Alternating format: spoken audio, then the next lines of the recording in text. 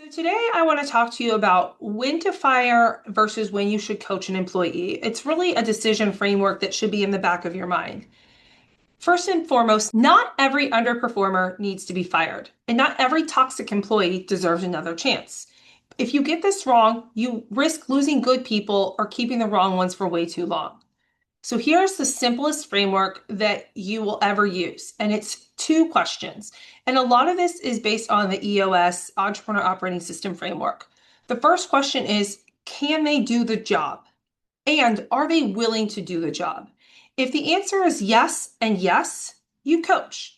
If it is no, they can't do the job, but they're willing to do the job, you train.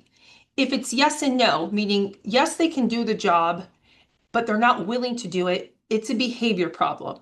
But more importantly, if it's no and no, meaning they can't do the job and they're not willing to do the job, it's time to exit them. But let's talk about the reality of that situation. Let's talk about underperformance first and foremost.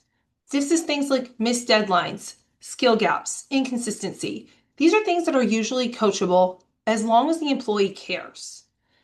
Now let's talk about toxicity. These are things like undermining leadership, passive aggressive comments in meetings, blaming others, creating drama.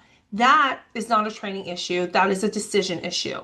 And this is where companies and managers tend to screw this up.